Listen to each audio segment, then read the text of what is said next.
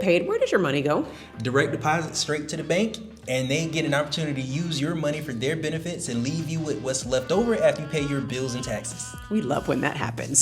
So in this video, we are going to share with you how to flip the script. So by the end of this video, you will know exactly how to take more control of your money, even if you're a W-2 employee.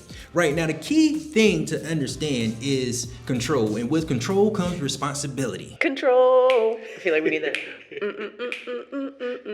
So that's why we need to create a strategy for you to become your own bank. And when we mean by that, we don't mean you go buy Wells Fargo on the corner. We just mean for you to have more control over the relationships as the banker, the borrower, and the depositor.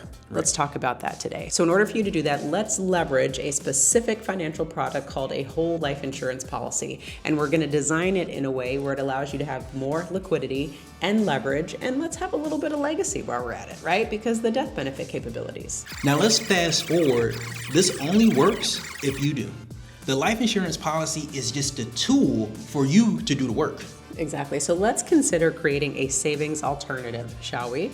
Right? Instead of our money just going direct deposit into our checking account and then maybe putting some money over to the savings account, let's create a saving account that actually does a little bit more for us. Right. We'd like to have our cake and eat it too. I don't know if you like it, but for me, if I save, that means I want liquidity, and let me throw something else in there called like a death benefit. Let me have some CYA, some protection. You can put CYA on the screen so you know what that means. We'll say cover your assets so that we can have both, right? And with this whole process is we also want something that's going to allow us to save that will provide us guaranteed compound interest that's going to grow at a tax-free rate.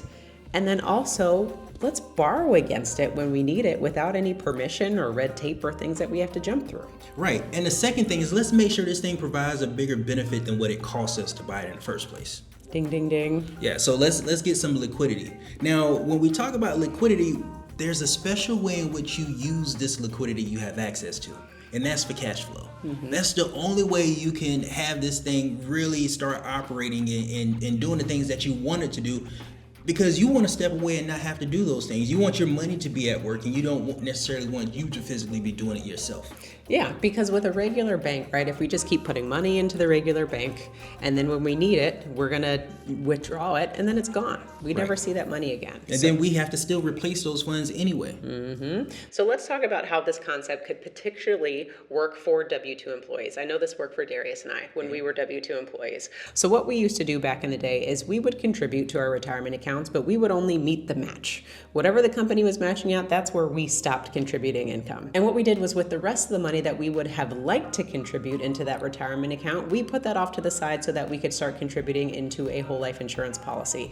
Not contributing, let's use the right word. We started paying premiums for a life insurance policy because we wanted the liquidity, the savings alternative, and because we wanted the death benefit capabilities that a retirement account wasn't going to provide us. Right. Now, let me let you know this up front, is that the 5% that you match with your 401k or your retirement plan, that still leaves you with 95% of your income to do something else with. Because let's think about it. Putting 5% in and you don't know what the market's going to do in the future, or 20 years or 30 years from now, you don't know what the market's going to do. So let's not just rely on that.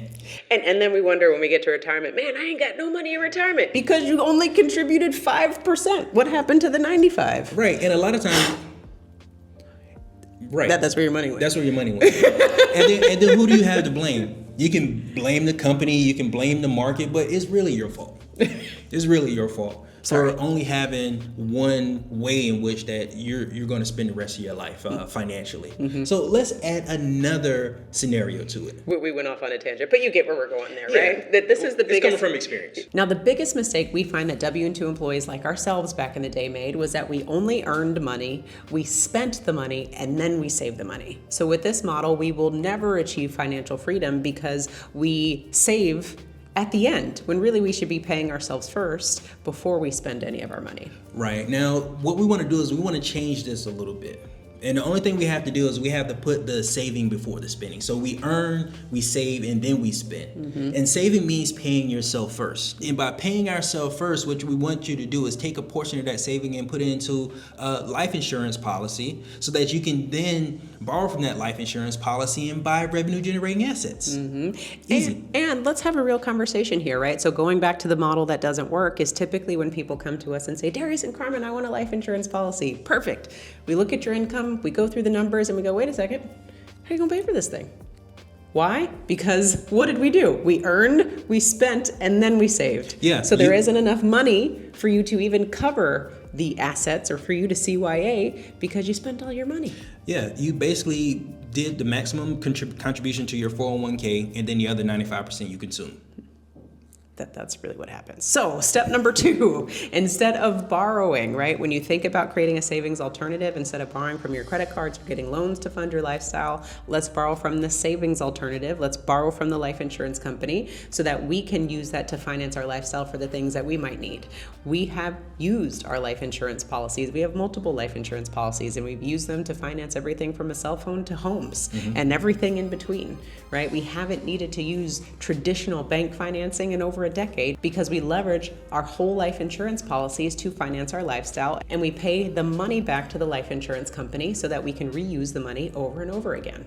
Now here's, again, I keep bringing this up. Here's the caveat, is with control comes responsibility.